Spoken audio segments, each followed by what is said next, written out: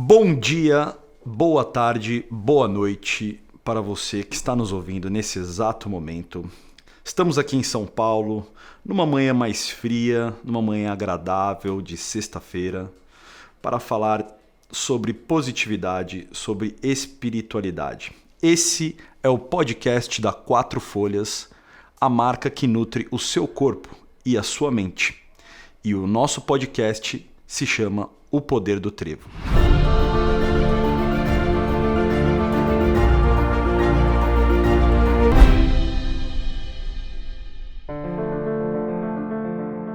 Estamos aqui com o Valdinei. Valdinei, bom dia, Valdinei. Bom dia, João.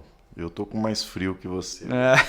É porque eu não sei se as pessoas que estão ouvindo no Spotify não vai conseguir ver, mas para quem está vendo no YouTube, eu estou levemente agasalhadinho aqui com um cachecol que eu gosto bastante. Ele me dá um calorzinho assim no pescoço, então ele é o suficiente. Mas estamos em 11 graus aqui hoje, né? São Paulo é uma cidade bem maluca, né? Em uma semana tá 28 graus e depois no dia seguinte tá 11 graus. Mas tudo bem, estamos aqui agasalhados e confortáveis para falar do nosso tema de hoje. O nosso título de hoje, aquilo que nós vamos conversar é Eu Não Sou Meu Ego. E esse é um tema que a gente pode explorar por muito tempo, né? Vamos levar para os nossos ouvintes essa reflexão, né, que muitas vezes passa despercebida durante uma vida inteira, né? Tal é essa conexão, essa identificação nossa com o ego, né? Então, Aldinei, eu queria começar com você que é uma pessoa que tem um background muito grande na sociologia, né, no conhecimento filosófico e espiritual também. Primeiramente, o que é o ego, né, Valdinei? Acho que às vezes a gente entrar numa discussão sem antes estabelecer os conceitos fica complicado. Então, primeiramente, vamos trazer um conceito do que é o ego para depois a gente falar por que nós não somos ele. Eu acho que é a maneira mais adequada. Bacana, João. Quando você colocou esse tema, a primeira lembrança que me veio foi a expressão "eu sou muitos", né? Que é uma expressão, se eu não me engano, do Fernando Pessoa, mas eu ouvi pelo Rubem Alves. Fernando Pessoa era pelo menos 3, né?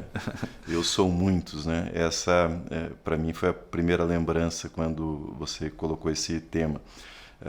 Bom, a ideia de ego está bem firmada na modernidade, na emergência da ideia de subjetividade, ou quando começa a olhar a subjetividade, essa pergunta, quem eu sou, na filosofia, não é? Pelo Descartes, quando diz penso, logo existo, né? A reflexão sobre a subjetividade que emerge na modernidade, e não havia espaço, não é que não houvesse espaço, né? Na antiguidade você tem nos gregos o conhece-te a ti mesmo, que já é um mergulho na subjetividade, mas durante todo o período da tradição, né?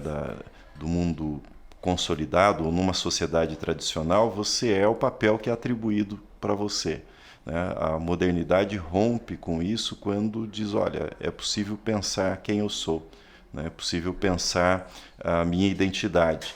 Isso se dá na filosofia moderna com essa pergunta do Descartes, né? Penso, logo existo, ou pergunta não, melhor, afirmação.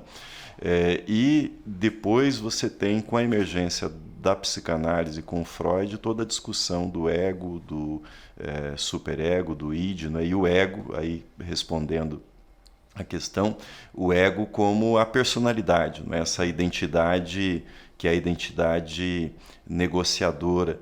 E aí você tem a consolidação. Mas você pode pensar o ego num sentido comum, narcísico, né, ou do narcisismo ou do egoísmo, e o ego nesse sentido da personalidade, da identidade, né? Acho que esses dois extremos estão na linguagem comum. Você está falando, né, da sua historinha, né, vamos dizer assim.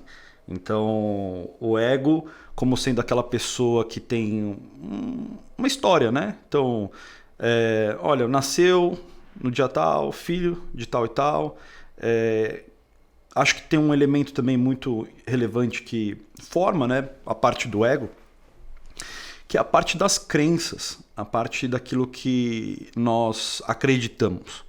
Né? Eu acho que assim, quando a gente nasce com a cabecinha zerada, né? É como um computador ali que você acabou de comprar e ali não tem nenhum programa instalado.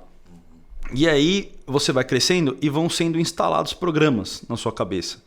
Programas que vêm de fora ali da sociedade, né? Então são formas de agir, formas de pensar, né? Cada pessoa recebe um programinha, né? E aí isso vai formando você, vai formando aquilo que você acredita, que você acha que você pode fazer.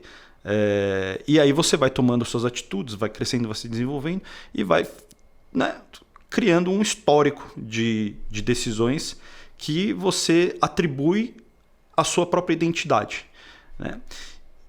Eu acho que esse basicamente seria um conceito de ego, né?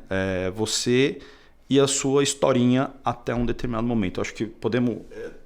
Do ponto de vista da sociologia, o ego é uma construção social. Né? Uhum. É isso que você falou. Nós somos o que você mencionou do nascimento. Né? Você tem um hardware. E aí você precisa dos programas, né? do software, que é a cultura, né? Que é aquilo que é atribuído socialmente. Se você toma, por exemplo, o Durkheim, o pai da sociologia, né? Ele vai dizer que você tem na formação de uma pessoa, do que ele chama de fato social, você tem a anterioridade. Por exemplo, você chegou ao mundo, né? Nasceu no Brasil, você tinha uma língua portuguesa que você teve que aprender a falar, que estava pronta. Você tinha um conjunto de crenças que foram passados. Então, existe uma anterioridade. Uma exterioridade no sentido que essas coisas existem fora de você e elas vão ser transferidas para dentro de você. E existe uma coercitividade no sentido que elas serão impostas, né, para mim e para você. Impostas como assim? Impostas, por exemplo, você toma no caso da cultura, você chega e entrega você é criança, você recebe um copo d'água e ao receber esse copo d'água, o seu pai e sua mãe vão dizer o que tem que dizer? Obrigado. Né? E a coercitividade no sentido de que não é necessariamente violência, mas é imposição, que você vai aprender, que você vai aprender a um conjunto de respostas tipificadas e expectativas tipificadas, né? Toda a interação social vai envolver isso, né? E acho que assim, uma coisa que você falou que eu acho muito importante, você deu o exemplo agora do copo de água, né? Que é uma coisa muito simples, né? Agora imagina só, imagina a quantidade, né? Eu queria estimular esse pensamento nas pessoas para a gente poder ter essa noção do ego. Se por uma coisa tão simples que é um copo de água que você tem que dizer assim, né? Por questões de etiqueta, de boa educação, dizer obrigado. Cara, imagina o tanto de programa que não tem, que foi colocado. Se até para um copo de água tem um programa que foi instalado, um programa, eu digo, né, como é que eu posso conceituar um programa? Uma resposta padrão, né? Uma resposta padrão para um copo de água. Quer dizer que tem um monte de outras coisas que a gente nem imagina que a gente tem uma programação já, né? Um copo de água, né, é uma coisa muito sensível, né? Não tem muita relevância no mundo, né? O que eu quero dizer. Então imagina para tantas outras coisas que a gente tem. Não, claro, a água é um elemento assim de suma importância. Eu digo assim, são várias coisas, né, que a gente não tem noção que a gente tem programinhas instalados e que formam o nosso ego. Você mencionou Descartes, eu acho que assim, a gente está aqui começando, né? Traçando o ego, né? Tangenciando o ego, né? Para mostrar o que é de fato o ego, né? Que às vezes as pessoas falam assim, esse cara tem um ego muito grande, esse cara... Sim, mas e o que é? Então a gente está tentando demonstrar isso para depois falar por que a gente não é ele, né? E o que a gente é, né? Porque essa é a pergunta. Eu diria que eu eu não sou somente o meu ego, né? Mas sou também o meu ego. Uma parte, né? Pelo menos. Então eu queria voltar aqui numa frase que você trouxe, né? Do nosso pensador Descartes, o francês. Porque ele quem é a origem do problema, né? Ele quem trouxe nessa parte iluminista, assim, né? Racionalista dele, do penso logo existo, né? O penso logo existo é exatamente, você pode traduzir isso, eu sou meu ego, né? Porque é a vozinha, né? Vamos lá, o ego é a voz que vive dentro da gente, né, pessoal? Então, assim, é aquela vozinha que fala pra você o que você tem que fazer, é aquela vozinha que quando tem uma situação determinada você sente alguma emoção, algum medo, alguma excitação, ou que sabe de uma história passada ou tem a perspectiva de um futuro, né? Isso é o ego. Quando o Descartes fala penso logo existo, ele está exatamente dizendo, cara, você é o seu ego, você é a vozinha, né? E você veja que isso formou, né, uma base de raciocínio onde foi erigida toda uma cultura, né, que até hoje se perpetua. Então é uma coisa assim que, como ela foi perpetuada, né, e reforçada ao longo do tempo, é difícil quebrar isso, né? E eu vejo que hoje existem escolas, existem vertentes espirituais que trazem essa tentativa, né? Esse exercício de falar, olha, pera, você não é o seu ego, né? Então aí é uma tentativa de quebra dessa racionalidade. Eu acho que a gente caminha, João, numa linha muito delicada, né? Que exige muito equilíbrio. De um lado, você não pode romper totalmente com essas atribuições e com esses papéis, não é? E de outro lado, você não pode acreditar totalmente neles, né? Então a linha é muito tênue, né? Entre você, porque quem é a pessoa totalmente livre? É o louco. O louco, ele vive no mundo só dele e ele não tem compromisso nenhum com as expectativas e com as respostas tipificadas, né? Você faz uma pergunta e ele responde nada a ver. Ele vai em qualquer direção. Ele é o homem totalmente livre, né? Voltaire tem uma frase que diz que quem não quer ver loucos deveria quebrar os espelhos, hein, Valdir? Tô te provocando. Não, o louco nesse sentido da pessoa totalmente livre, né? Porque ele não tem compromisso com nenhuma expectativa, né? Ele vive no mundo dele. E do outro lado, o sujeito totalmente reprimido, né? Que a sociedade vive nele, né? Que ele é todo padrão, né? Entre uma coisa e outra, você tem a negociação. Né? Há uma expressão do Marx, né? O Karl Marx, que ele diz: os homens fazem a sua história. Uma afirmação da liberdade, né? Você faz a sua história, você tem escolhas. Aí ele complementa dizendo assim: mas não a fazem como querem. Fazem a partir fazem a partir de condições herdadas. Então, existe liberdade? Existe. Mas essa liberdade tem uma negociação, ela tem condicionantes históricos, né? Eu acho que nós vivemos numa época que você tem consciência de toda essa coerção social, de todos esses programas que, como você mencionou no início, isso dá uma margem legal para a gente trabalhar e poder negociar, né? Agora, não anula o fato de que você vai ter que corresponder a determinadas expectativas, né? Agora, fazer isso com consciência, acho que já é um privilégio. Até que ponto, né, Valdinei, a gente tem que atender às expectativas, entendeu? Eu digo, qual é a vantagem? É uma questão de aceitação social, né?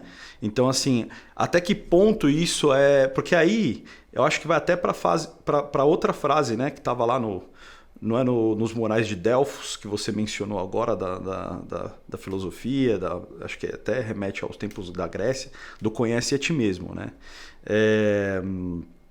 Então, o conhece a ti mesmo também é uma referência ao ego, né? Mas cara, quem é você de fato, entende?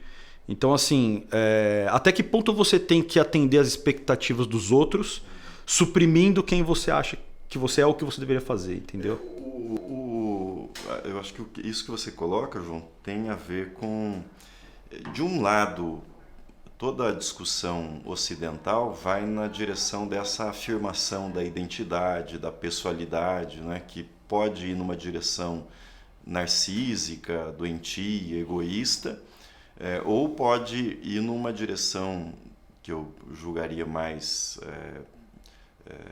saudável ou equilibrada, que é você entender que quando você faz a pergunta quem eu sou, nessa pergunta está embutido quem é o outro. Porque eu não existo senão na definição ou na relação com o outro. Né? Você levantou a questão do espelho. Tudo bem, eu posso me olhar no espelho em busca de quem eu sou, mas o meu espelho pode ser você. Né? E normalmente você, é o outro que está sempre interagindo comigo. Né? Para a criança é assim, ela começa a se definir quem ela não é a mãe, ela não é o pai, né? E quem ela é. A gente sempre se define na relação com o outro, né? Nunca só na relação consigo. Inclusive é a preocupação dos pais, né? Com o que você está andando, garoto? Quem que são as companhias, né? O famoso anda, me diz quem andas, que eu te digo quem és. Né? Então, pois é. Acho que isso também forma um pouco daquilo que a gente é, de fato, é uma questão de refletir, de reflexo, né? Que nem você mencionou. O eu não existe sem o tu, não é isso? Agora, o Valdinei, adentrando então a nossa temática, né? Do eu não sou meu ego. Então, que é o ouvinte deve estar agora pensando, tudo bem, então entendi que existe uma voz aqui dentro de mim, eu sei que existe, né? Porque cada um tem a sua. E eu sempre achei que eu fosse essa voz, inclusive, né? Acho que muitas pessoas passam a vida inteira sem questionar isso, mas um certo momento tem uma iluminação assim, fala, nossa, isso é verdade, né? Então, beleza, né? O que eu sou? A gente até chegou a falar um pouquinho disso no nosso último capítulo, quando a gente falou do agora, dessa conexão com o todo unitário, né? E tudo mais. E aí a gente vai acabar até retomando um pouco essa pauta, porque, então, se eu não sou meu ego, o que eu sou, né? O que eu sou? Então, eu acho que assim, o que a gente é, então, Valdinei? Se a gente não é uma historinha contada, então o que nós somos? Nós somos seres em construção. Né? Diferente dos animais, né, que você tem que nascem prontos. Né? Nós não nascemos prontos, né? Nós somos construídos, né? E esse trabalho de construção ele não tem fim. Né? Nós construímos, reconstruímos, desmanchamos. Nós passamos a vida toda nesse processo de autofabricação. Né? E os elementos que você tem para se construir são as suas crenças, são os materiais, as suas experiências, os materiais que você vai tendo durante a vida. Né? Então, quem eu sou? Né? Eu sou um ser em permanente construção e reconstrução. Tá. Mas então a gente vai remeter sempre para uma história, né? Eu digo assim, eu estou aqui agora tentando entrar num denominador aqui e escapar do ego. Né? Eu queria tentar sair dessa subjetividade da história, né? Porque nós estamos sempre em construção. Né? E quando a gente diz que nós estamos sempre em construção, quer dizer que o nosso ego está sempre em construção. Então, né? Eu proponho, né, alguma coisa que escape disso. Né? O que poderia escapar? Né? Eu acho que... É claro que você mencionou uma coisa que realmente eu concordo muito, né? E eu costumo dizer isso. Existe uma linha dentro da espiritualidade que parece lutar contra o ego. Né? Parece que o ego é o inimigo, né? O ego é o obstáculo. Né? E você vê alguns gurus que querem praticamente que você anule o ego. Né? E eu acho que essa é uma proposta inviável. Né? Ela é idílica, no sentido de, tipo, tá, beleza, se você existisse num estado permanente de concentração, de meditação, você realmente anularia o ego e você estaria em conexão universal para sempre. Né? Mas isso vai acontecer quando você estiver morto, entendeu? Acho que é isso. Então, enquanto esse dia não chegar, você vai ter que conviver com o seu ego, não vai ter jeito, entende? Ele vai estar lá. Você consegue, em momentos de meditação, se conectar com uma força maior, que é aí que eu quero chegar, né? Mas o ego volta, porque você tem necessidades, né? Em último caso, essa realidade foi desenhada para você ter um ego. Porque quando você tem fome, e você foi desenhado para sentir fome, as necessidades existem, é o seu ego que fala assim, olha, amigo, né, vamos lá, né? Vamos no supermercado comprar comida, porque aqui, ó, e inclusive tem que fazer, e aí você não tem como escapar. Então, é melhor você aceitar que você tem um ego e transformar ele no seu amigo, né? Mas como um observador, saber que ele não é você, né? Então, o que você é? Né? Eu queria adentrar nessa temática, Valdinei, no sentido de, tipo, só para a gente poder definir, né? Eu não sou meu ego, eu simplesmente sou. Né? Eu acho que quando a gente quer descobrir o que nós somos, ela termina aí. Ela termina, eu sou. Eu costumo dizer que a gente pensa demais e vive pouco. Né? Então, se você vai nessa direção da indagação permanente, esse é um caminho que não é produtivo, né? A gente precisa pensar, mas não pensar em demasia. E toda essa indagação, ela pode se tornar uma obsessão consigo, né? E enquanto você está tão preocupado em perguntar quem você é, você não está sendo, né? Não está vivendo. Né? Eu meditando sobre isso, né? Chego a algumas conclusões que são sempre palpites, né, Valdinei? Acho que toda crença, toda conclusão, na verdade, é um belo palpite, né? Que tudo pode ser contestado, tudo, absolutamente tudo. Aquilo que nós falamos, eu tenho certeza disso. Então isso é um belo palpite seu, que tem chances de ser certo, de estar correto, né? Então, eu gosto muito da teoria, né, de que nós somos vibração, né? Eu gosto muito de pensar nisso, assim, né? O que eu quero dizer com isso? Se a gente avalia e analisa, e a gente chegou a falar sobre isso, né? Tudo está em constante movimento, né? Às vezes a gente olha as coisas, parece que estão paradas, mas dentro de um escopo assim do microcosmos, tudo está mexendo, né? As moléculas, tudo tá sempre mexendo. O que me leva a uma conclusão simples de que tudo está vibrando, né? Tudo tem vibração, né? Então, o que eu sou, então? Eu sou, em última análise, vibração. Eu sou uma vibração, né? E as vibrações, elas funcionam de uma maneira binária, assim, né? De atrair e repelir, né? Atrai e repele, atrai e repele, né?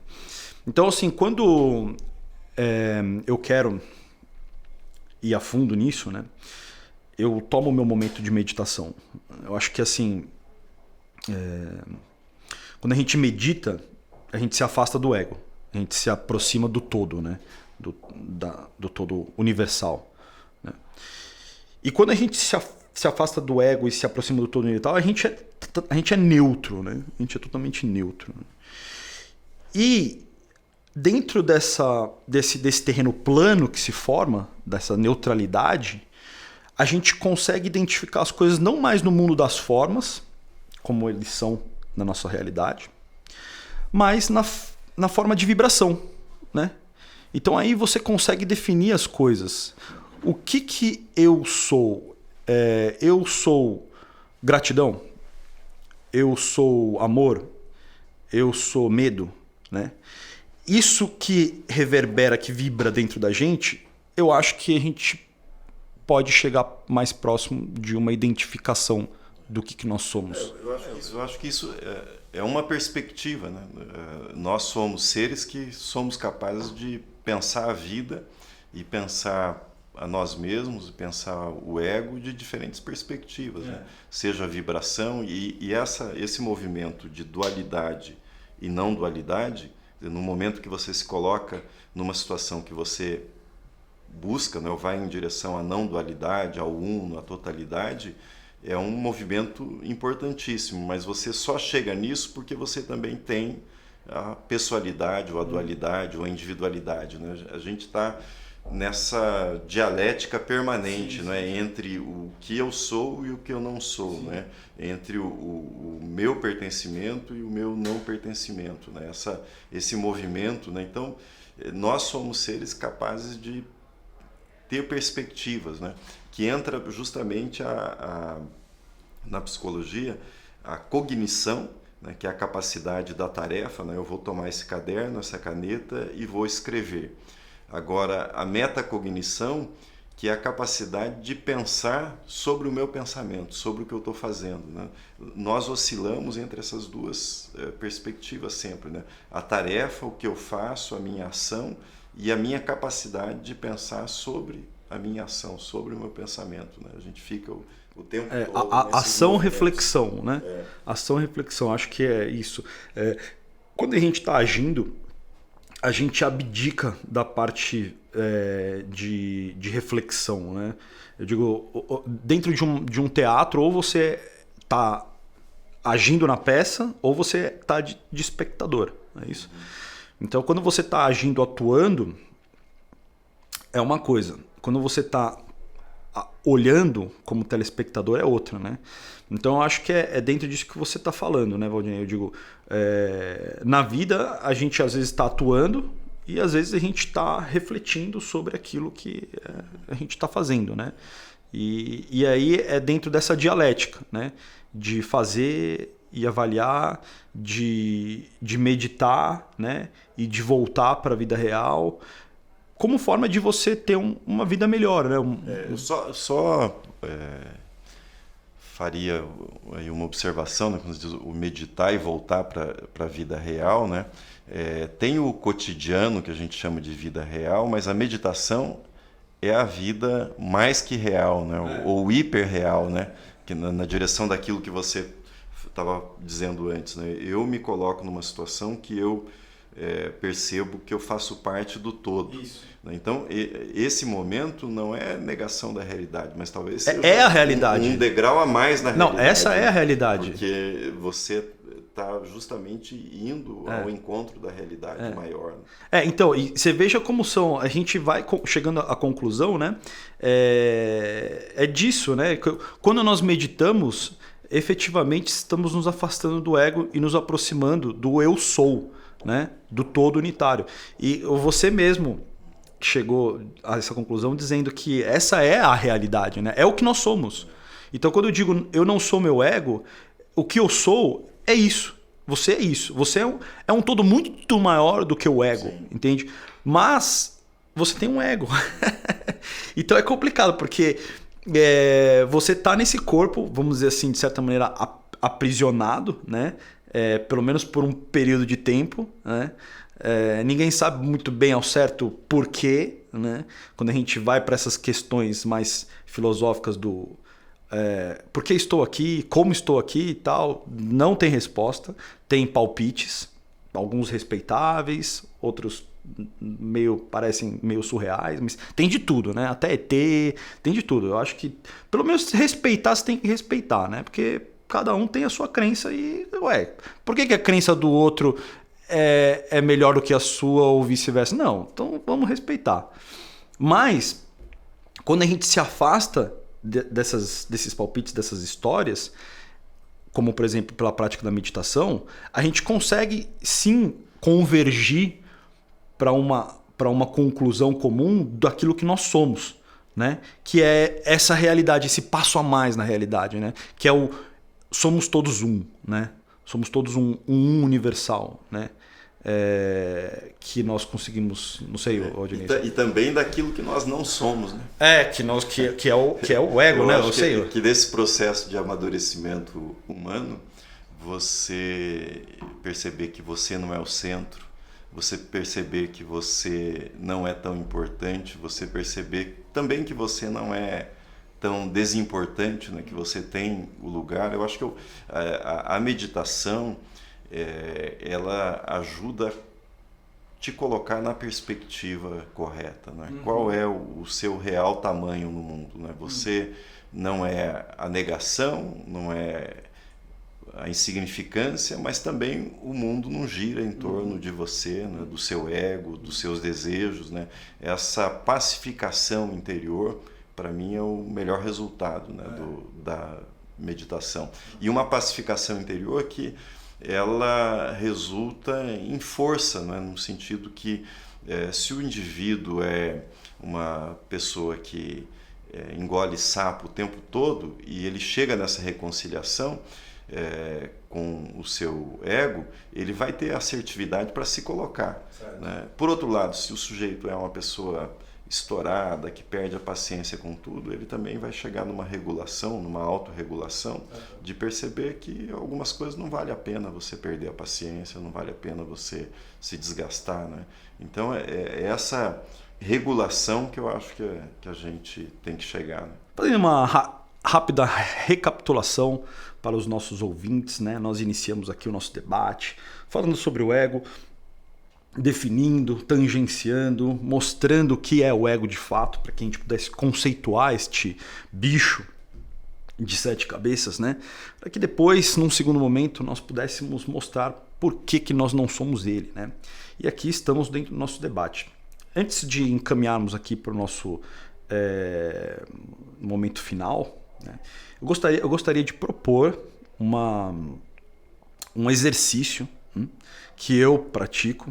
Prometo ser breve, mas é a minha contribuição, né? É a minha contribuição para o ouvinte, né? Às vezes o ouvinte está aí pensando, fala, tudo bem, mas você sabe que eu tinha um professor na faculdade que ele era espetacular, né? Porque ele apresentava os conceitos e ele falava que a pergunta mais importante não era por quê, a pergunta mais importante era e daí?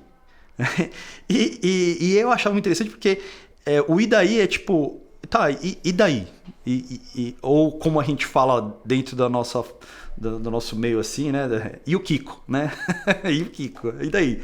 O que eu ganho com essa discussão? Cara, você ganha muitas coisas, assim, se você conseguir absorver esse raciocínio todo. E esse exercício que eu quero propor, ele te traz uma paz de espírito, ele te traz uma vida mais plena, ele te traz clareza de raciocínio. Então, eu acho que dentro dessa nossa discussão é um exercício que cabe aqui, é um momento correto. Então, assim, vamos lá, pessoal, vou propor para vocês, tá? Quando nós chegamos nessa discussão do eu não sou meu ego e tudo mais, e nós queremos descobrir quem nós somos, o exercício que eu pratico é o seguinte: eu entro em estado de meditação, primeiramente, né? E entrar em estado de meditação é uma coisa rápida, né? Você, com o tempo, desenvolve essa prática e você se afasta dos seus raciocínios, da sua mente, né? Do ego, efetivamente, né? E você entra em conexão com o todo, né? Com o todo universal. A gente conversou sobre isso no nosso episódio passado, então eu não vou me estender muito aqui. E em estado meditativo, quando nós estamos no estado neutro, né? O que eu faço? Eu agradeço. Eu gosto muito de agradecer, eu gosto de praticar a gratidão, porque é uma coisa que me traz muitas energias positivas. Então eu começo a agradecer e eu começo a ver a quantidade de coisas que eu tenho para agradecer, né? Eu agradeço por esse copo de água, eu agradeço por eu não passar necessidades, eu agradeço pela saúde do corpo, por muitas coisas. Quando você começa a agradecer, que você começa a ver, deixa eu ver pelo que mais eu tenho para agradecer, você vê que tem muitas coisas que nós tomamos aí por garantidas e que na verdade são presentes, que não necessariamente você vai ter amanhã, né? Então você fala assim, nossa, eu vou agradecer por isso, vou agradecer por isso. E aí você sente uma energia positiva muito forte dentro de você e você começa a se aproximar mais de uma coisa mais real daquilo que você é. E aí, uma vez nesse estado, eu começo a trazer coisas, valores que para mim são valores bons, valores agradáveis, valores que me projetam bem na vida, né? Então, eu sou prosperidade, eu sou gratidão, eu sou amor. E eu fico focado nisso. Depois, queridos ouvintes, e eu estou terminando já. O que eu faço? Eu suprimo a palavra eu. Então é um exercício meditativo isso aqui, tá? Então eu estava falando, eu entro em meditação, eu faço a minha parte de gratidão, eu traço um cenário de energia, de forte energia vibracional, e eu começo a trazer valores do eu sou prosperidade, eu sou saúde, e depois eu tiro o eu. Eu fico só no prosperidade, gratidão, amor, empatia. Eu tirei a subjetividade, eu sou o próprio valor. E uma vez que eu entro nessa vibração do valor, o próximo passo é suprimir as palavras. Eu suprimo a palavra. Eu suprimo gratidão, eu suprimo a palavra prosperidade, mas eu fico só com a vibração. E aí eu chego naquilo que eu efetivamente sou. Vibração. Aquela vibração. E aí eu fico naquele estado vibracional por um período. O máximo que eu consigo. Porque tem uma hora que o ego vai bater na sua porta. Ele vai falar assim, tá na hora, amigo. Tá na hora porque o chicote tá estalando lá fora. Vambora. E eu faço isso algumas vezes por dia. Esse é o meu exercício. Eu pratico isso constantemente. E eu não sei, eu acho que gera valor para mim. Eu acredito que pode gerar valor para quem está ouvindo isso. E eu quero compartilhar esse tipo de prática que eu acho que pode agregar bastante para as pessoas, né? E é uma coisa que faz bastante sentido para mim. Valdinei. Passo a palavra. Faz todo sentido, né? Você sabe que o nosso cérebro ele grava muito mais as experiências negativas do que as positivas, né? Então, o que você está fazendo é um reforço por meio de um exercício das experiências positivas, né? Daquilo que é positivo. Esse exercício também é conhecido, né? E ensinado na forma das 3 bênçãos, que é você, antes de dormir, escrever 3 coisas que aconteceram no seu dia pelas quais você agradece. Né? E podem ser coisas muito simples, né? Como uma água, um café que você tomou, um momento que você teve uma sensação agradável. E a gente precisa disso porque a tendência a reforçar aquilo que é negativo, a gravar aquilo que é negativo é muito maior. Né? Então você precisa de um esforço bem maior para que você grave aquilo que é positivo. É mais ou menos como se você tivesse um quadro ali e você jogasse uma bola daquilo que é negativo, ela gruda. Você joga o que é positivo e isso escorre e não fixa. Então você precisa repetir isso muitas vezes, né? Então esse exercício que você pratica, ele surte efeito porque ele é realmente um reforço daquilo que é positivo. Outro exercício então, outro exercício para os nossos ouvintes, para nós conseguirmos ter uma vida mais plena, pessoal, né? Porque, nossa, aí fora as coisas estão malucas, né?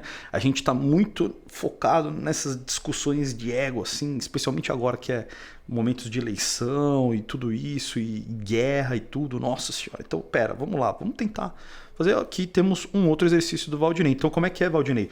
Antes de dormir, a gente escreve. Você lista, né? Mantém uma lista e se você puder ter um caderno, né? Melhor ainda, 3 bênçãos do dia. Tá. 3 motivos de gratidão.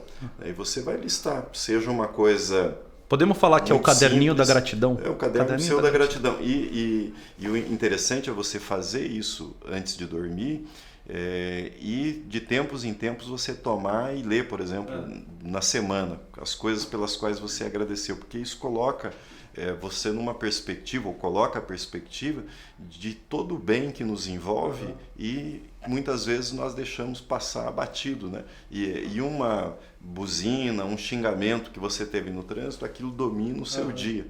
Né? Quando toda uma sucessão de coisas agradáveis e positivas ficam suprimidas por aquilo que é negativo. E que você nem acaba nem dando valor, nem né? dando valor. Né? Não, eu acho assim, né, Valdinei, essa parte que... É tanto estresse, né, que a gente tem durante o dia a dia, assim, que Às vezes extravasar a raiva, né? Ah, caramba! Um dia eu conheci uma pessoa, quando eu sofri um acidente um dia na mão, acabei cortando o punho, enfim. E o médico que cuidou, que curou, que tratou da minha mão e tal, ele falou pra mim um dia numa ocasião, ele falou assim, cara, quando você tá num momento de muito estresse, você precisa pôr isso pra fora, cara. Porque se você não puser isso pra fora, isso aí, dentro do teu corpo, vira um câncer, vira uma doença, vira um negócio assim, realmente muito, muito maligno. Pô, você tá ali no trânsito, né? E aí o cara buzinou, você... Pra extravasar o momento, né?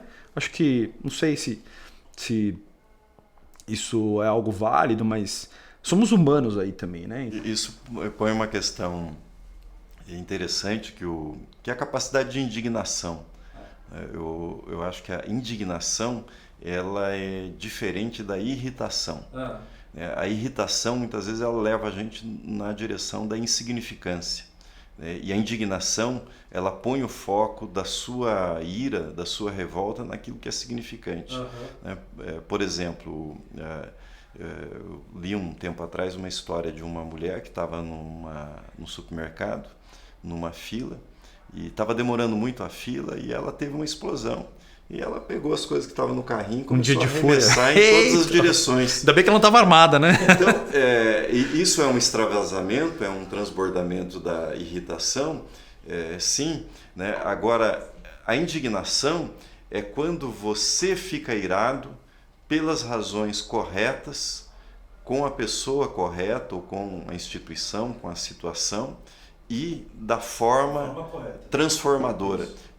Se não me engano, é do Aristóteles que dizia que a coisa mais difícil que tem é justamente você lidar com a ira, porque a coisa mais difícil é você ficar irado pelas razões corretas, com as pessoas corretas, né, e da maneira correta. E isso é transformador. Né? Então, quando eu digo, né, da insignificância, é que muitas vezes nós nos irritamos com coisas que não têm importância e deixamos de nos indignar com aquilo que tem importância. Por exemplo, né, a fila de supermercado não é o problema.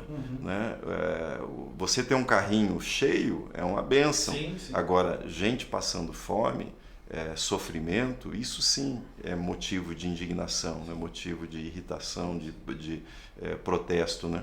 Só lembrando que no Evangelho, Jesus ficou irado, mas Jesus nunca ficou irritado, mas ele ficou irado. Irado com os fariseus, irado com o comércio no templo, irado com as pessoas que não se condoeram do homem que tinha uma das mãos ressequidas, né? E ele curou e ficaram indignados com ele porque ele havia curado no sábado. Né? Então essa questão do foco, né? Mas aí eu acho que o seu exercício, o exercício das bênçãos, ele justamente põe você numa perspectiva daquilo que não te tira do foco, né? O que vale a pena deixar passar e o que não vale a pena deixar passar e que não pode, que você não pode deixar passar, porque senão vai te fazer mais mal, né? Vai te causar uma doença, uma enfermidade. São exercícios que ajudam a gente a calibrar, né, a nossa parte interior, para que a gente dê atenção para as coisas que efetivamente merecem e saber deixar de lado as coisas que não têm muita importância, né? Bom, Valdinei, nosso tempo está se esgotando neste momento. Este assunto, ele é um assunto que é uma pauta que aguenta ainda muita discussão, mas eu acho que a gente conseguiu, de uma maneira satisfatória, trazer o tema, né? Falar sobre o ego, falar sobre as características desse ego, dando uma perspectiva sociológica, uma perspectiva psicológica, né, dentro do campo da psiquiatria também. Trouxemos também elementos ligados à parte espiritual, né? E depois a gente tratou também do porquê que nós não somos e o que nós somos de fato, né? Onde a gente chegou a alguns palpites. E, por fim, trouxemos um exercício, né, para o nosso ouvinte, para que possa transformar a vida dele em algo melhor, como pelo menos funcionou para nós, né? Valdinei, alguma palavra final para quem está nos ouvindo? A palavra final, estou me lembrando agora, no apagar das luzes, estou me lembrando de uma história, e não vou conseguir reproduzi-la na sua totalidade, mas é a história de um rabino que morreu e compareceu perante Deus, né, e com o medo, né, de ser questionado e com o lamento de por que ele não foi Moisés, por que ele não foi Abraão, por que ele não foi Isaac, por que ele não foi Jacó, né, por que ele não figurou entre os patriarcas ou entre os grandes profetas. E a indagação que ele ouviu de Deus a única pergunta, né, a única indagação é: por que você não foi você mesmo? Profundo, hein? Eu não queria que você fosse Abraão, que você fosse Isaac, que você fosse Jacó, que você fosse Moisés. Você só tinha a missão de ser você mesmo. Eu acho que essa resumo, né? Eu não sou meu ego, eu não sou as cobranças, eu não sou os limites, eu não sou aquilo que as circunstâncias impõem, né? Eu sou eu mesmo, né? Dentro de todas as possibilidades e principalmente com aquilo que todos nós temos, né? Que é um senso de missão, né? Eu fui chamado para fazer isso e é por isso que eu respondo, né? Não é menos e não é mais, né? Vai buscar quem você é, né? Trazendo aqui um conceito final, Ortega y Gasset, né? Quem sou eu? Eu sou eu e minhas circunstâncias, não é isso? Então, bom, é isso, gente. Muito obrigado, Valdinei, pela sua presença, por Prazer sempre. Conversa enriquecedora. Que esse material maravilhoso chegue até você, meu querido ouvinte. E muito, muito obrigado a você, ouvinte, pela sua audiência, por ter ouvido aqui e se interessado por esse tema que nós debatemos hoje. Eu aguardo você na semana que vem, neste mesmo bate-horário, neste mesmo bate-podcast. Combinado? Um grande abraço a todos e uma ótima semana e um beijo no seu coração.